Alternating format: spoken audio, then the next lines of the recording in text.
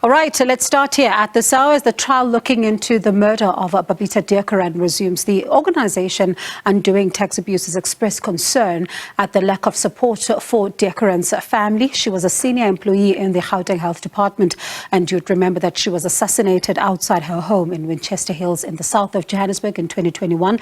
OUTA Community Engagement Officer Gule joins us in studio now. Thank you so much for your time.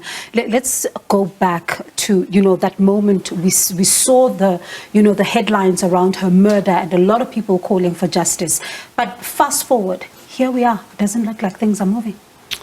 Next month, can you believe it? It's 2 years after Babita has been murdered.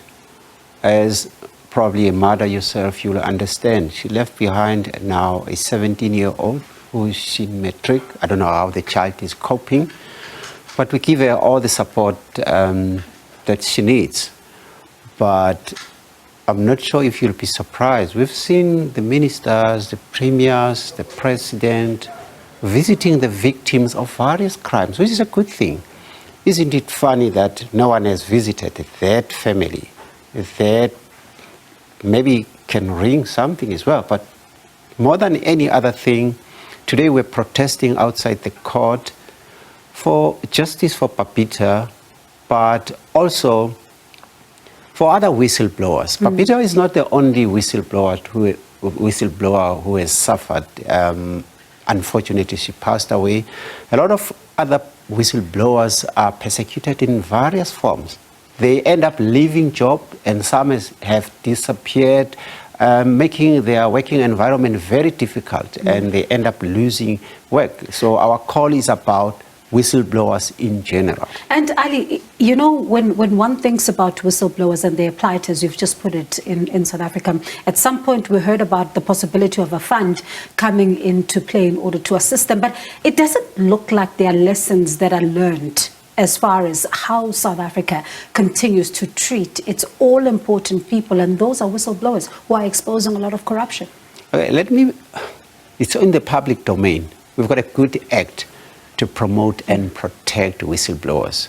But in the absence of a political will and a conducive environment, and given what is happening to other whistleblowers, certainly I do doubt if other potential whistleblowers will come forward. But let us not drop the ball that whistleblowers are law-abiding citizens, with principles and good morals. Amongst many other things, they report wrongdoing in their own departments.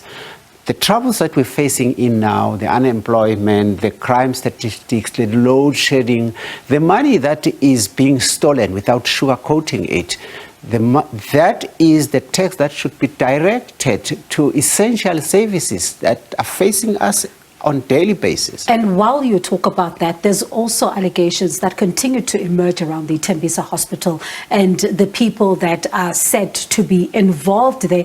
Yet there was a probe that was a forensic probe instituted while Premier David Makhura was still in office, and it was going to be probing what exactly is going on there. What do we know about what's happening there? The thing is, fortunately, I'm not giving them advertisement, but I think News 24 has done an excellent job in investigation. Shocking stuff that came out here. Companies that do not exist, companies that exist for a month and getting tenders of a lot of money that you can mention. And as if that is not bad enough, Department of Health, especially in Gauteng, has been in the news for all the wrong reasons. You remember the acid-many. You remember the doctor that penned out an open letter at Rahima Musa Hospital. And patients without food in some instances. I don't think anyone is learning. We're not learning. And it's a shame that you go to clinics and hospitals, there's no medication when we don't close the holes where the money is leaking. Is it a lack of political will? Amongst other things, yes. But someone must stand up and be counted, and we need heads to roll.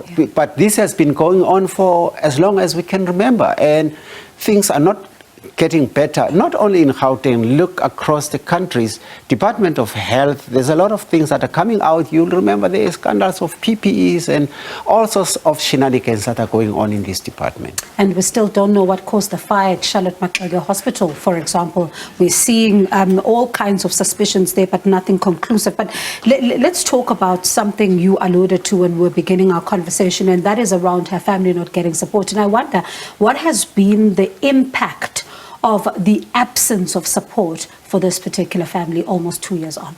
Look, I am in constant contact with the family. They are surviving, but the fact that no one cares about the emotional well-being of the child says a lot. No one cares. And Babita, we must remember, he was a top official in the Department of Health.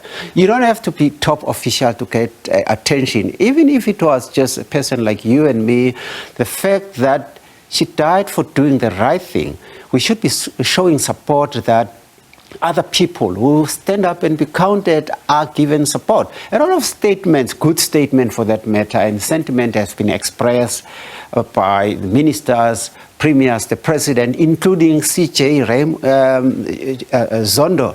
But when we don't walk the talk, all the statements means nothing. Ali, thank you so much for coming through. We do appreciate your time. That was OUTA Community Engagement Officer Ali Gule talking to us about, a very important story, the killing of Babita Deokoran. It's almost 2 years. You'd remember she was gunned down in 2021 in August. But that's where we leave it for now.